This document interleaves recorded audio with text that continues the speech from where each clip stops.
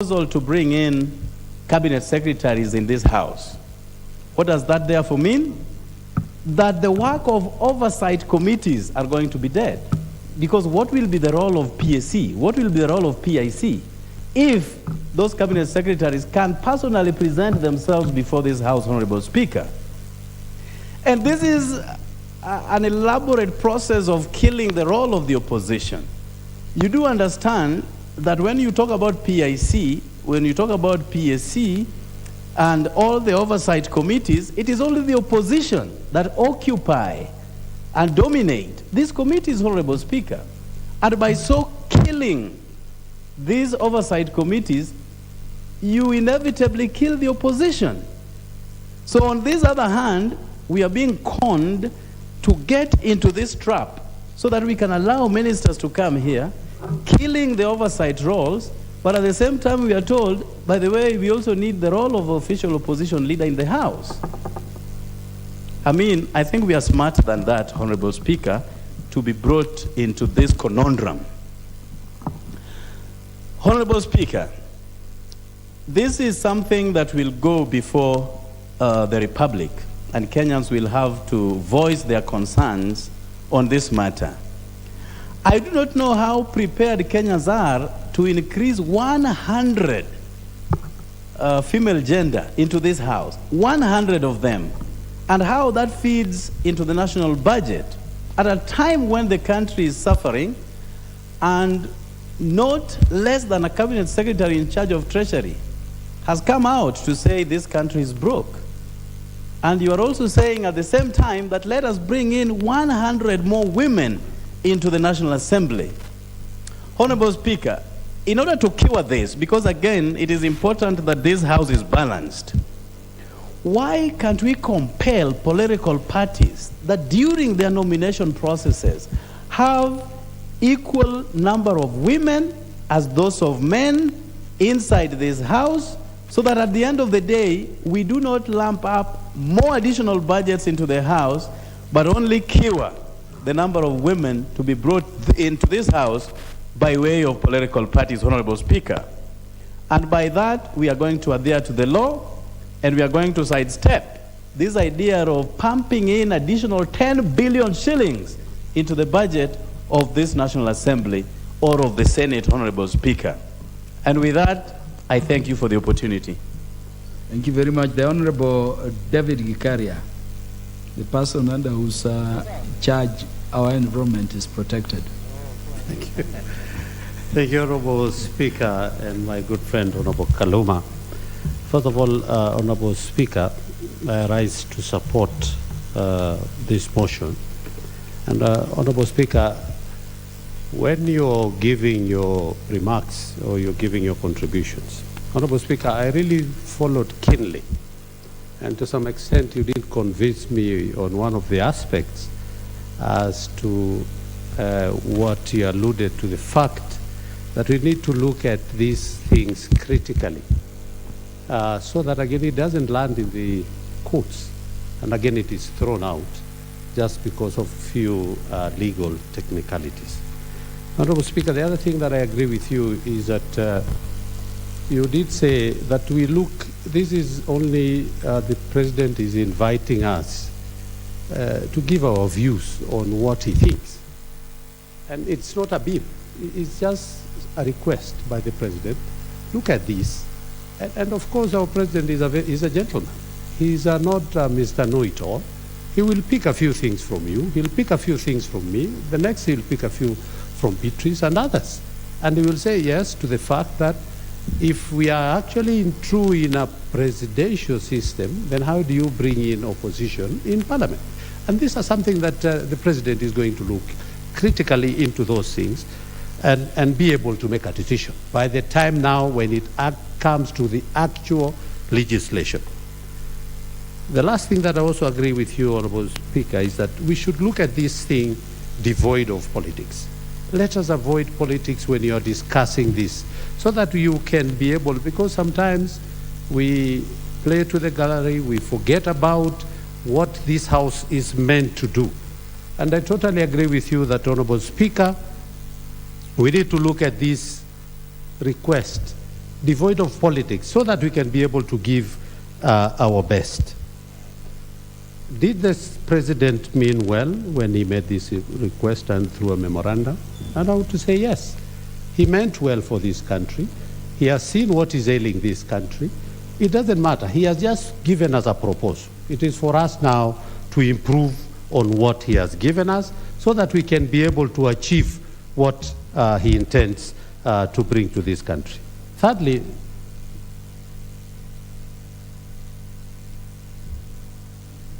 the third is that the president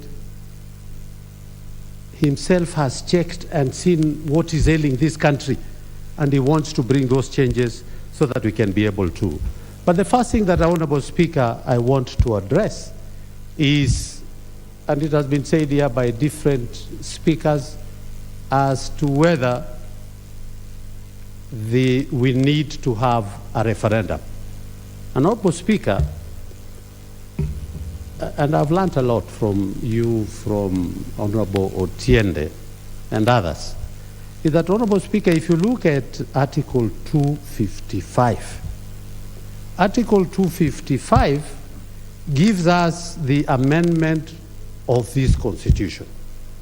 And, Honorable Speaker, it says a proposed amendment to this Constitution shall be enacted in accordance with Article 256, which I think it is through Parliament, or 257, which is a referendum, and approved in accordance with Clause 2 by a referendum, where it gives the procedure of what collect 25%, some millions of signatures, and things like that.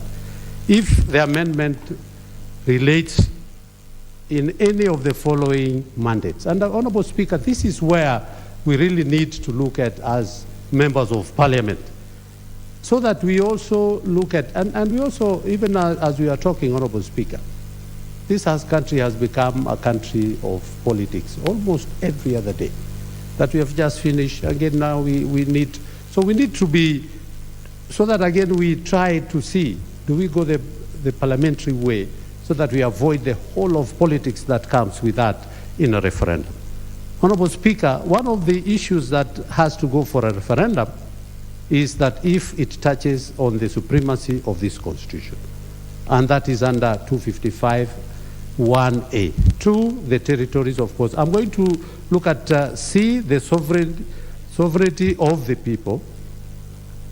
D, the national values and principles of governance, referred in Article 10, 2A to D. Honorable Speaker, I'm not going to bring that. E, the Bill of Rights. F, the terms of office of the President. G, the independence of the judiciary, and it goes on. The functions of Parliament. I, the objects, principle, and structure of devolved government, and it goes on and it goes on.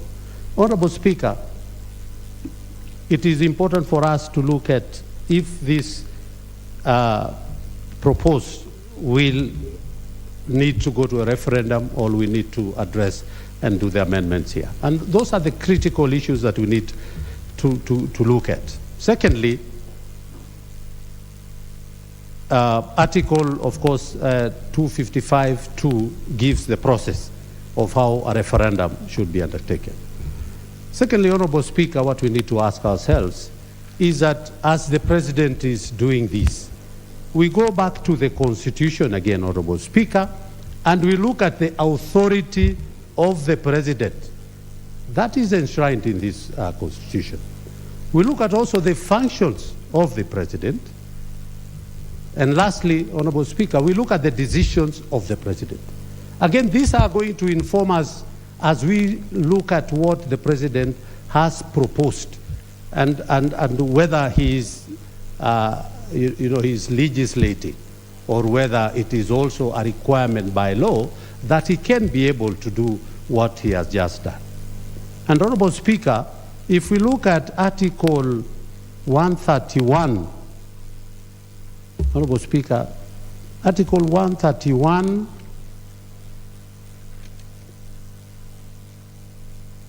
Article 131(1)(e), is that the president, that is Article 131, says the president, and E says is a symbol of national unity. Is he doing this for purposes of individual gains or as a symbol of to bring a national unity? Yes, Honorable Speaker, I think that is what the president is doing.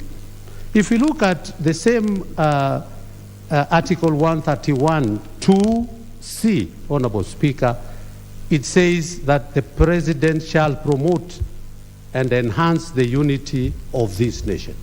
And again, Honorable Speaker, when I look at the proposals that he has brought, all the proposals are there. That is exactly what the president has been given a mandate by this constitution to be able to undertake. And those are the things at the end of the day is what we will be checking so that we can be able to.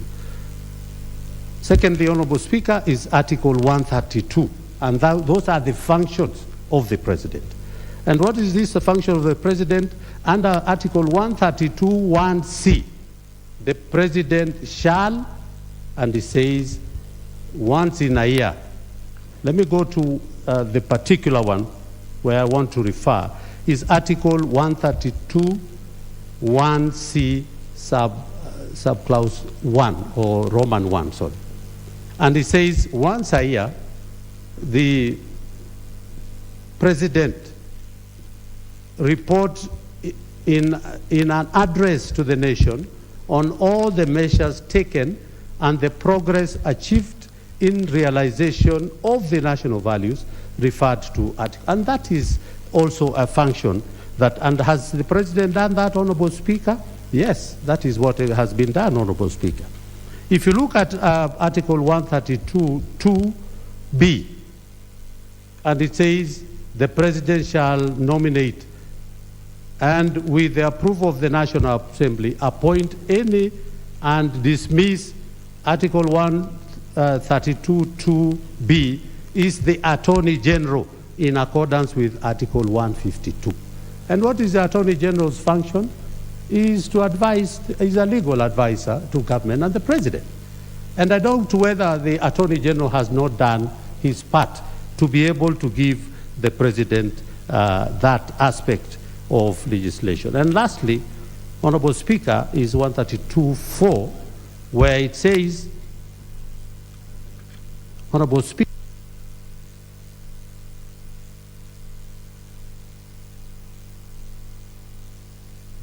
Honorable David Gikaria, thank you for ending your presentations. You are reminding me of the late Honorable William Chepkut, who would recite all those provisions without reference. Would we have the gentleman from Kitutu Masaba, the Honorable Clive Gesario? Thank you, Mr. Speaker, for allowing me to also contribute to these proposals by the President. Mr. Speaker, I will start with the most touching element here, which is the NGCDF. All speakers who've spoken here today have spoken on the importance of NGCDF. We'll continue to reiterate that this is not money for members of parliament. We are actually here as representatives of constituencies, and while we stand to speak here, we are speaking on behalf of our NGCDF committees back in the constituencies. We are here to ensure that those committees and the fund managers have funds to provide services to the constituents. So having these in the Constitution is priority. And we thank the President for also believing in the same, that the NGCDF committees need these monies in their accounts.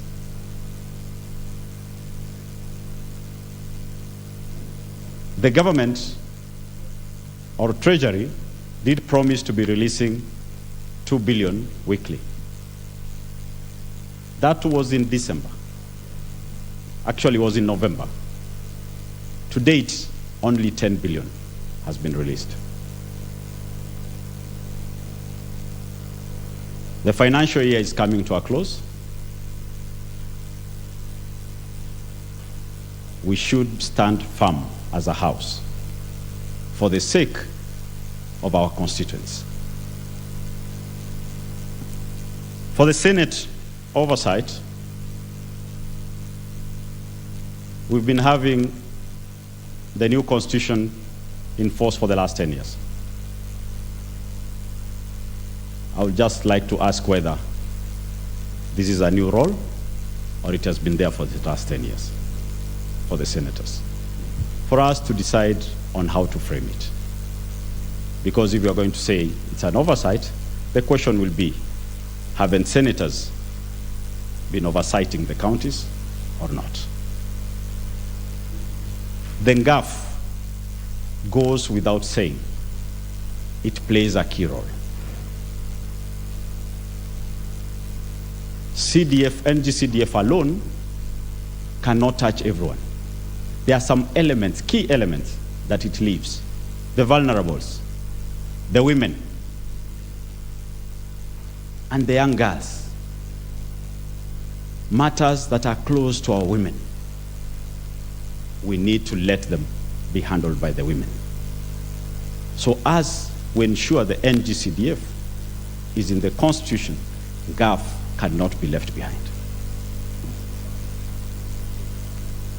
Implementation of the 2/3 gender rule. This is a dicey one.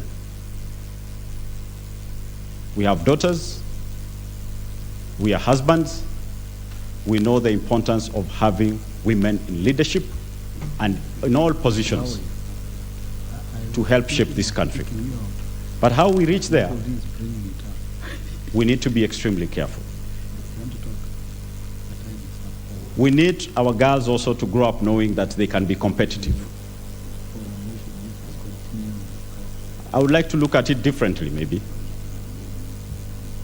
Instead of saying we come nominate them, why not say on the women rep position, the first 47 go through, we look in the house what's the difference, and then the top countrywide in the balance, fits in the balance and balances the equation.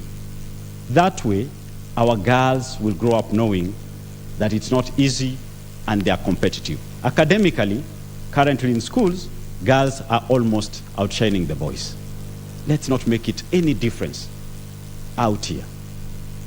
That is the only way we'll have our daughters fit in this society without thinking they're getting handouts.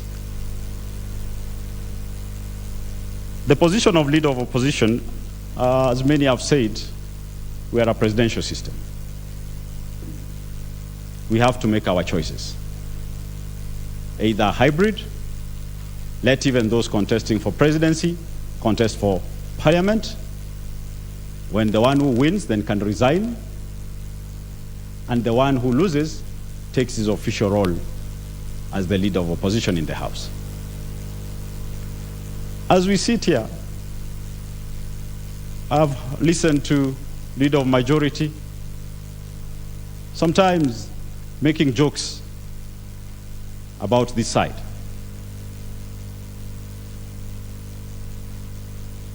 We meeting the people is part of our role. This house, you can't sit that side and say you're in government.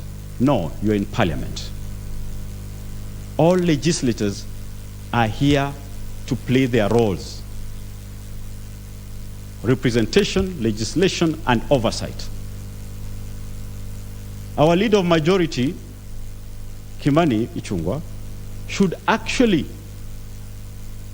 be our leader in ensuring that the government performs. in our role of oversight.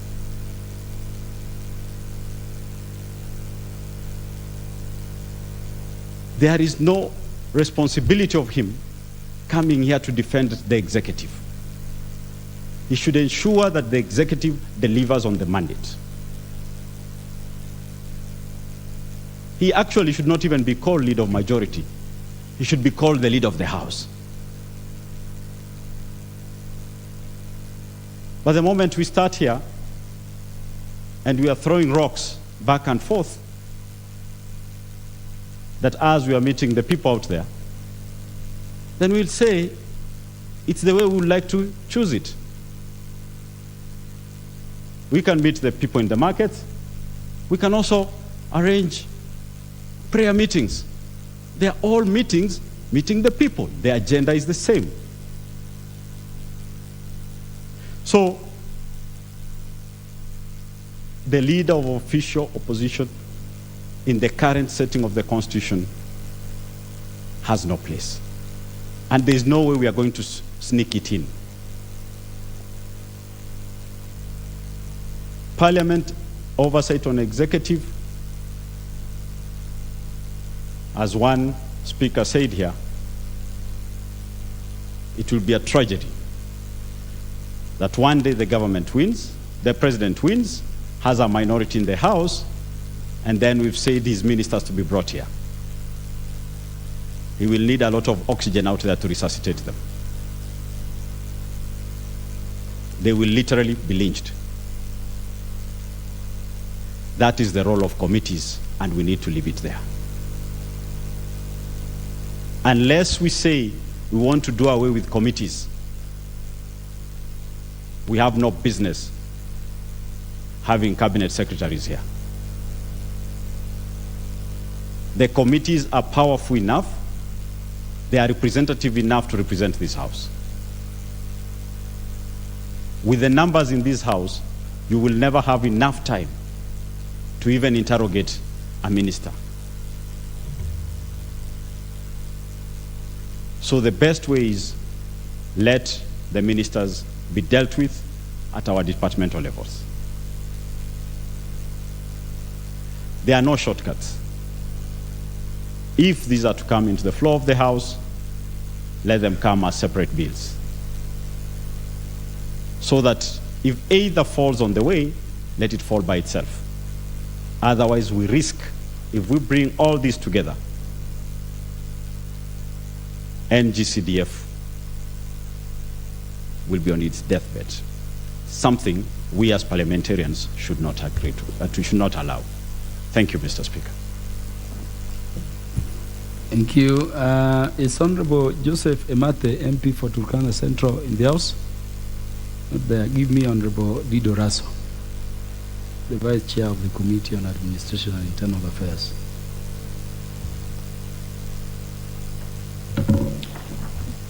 Thank you very much, Honorable Speaker. Honorable Speaker, I rise to support this memorandum by His Excellency the President. From the onset,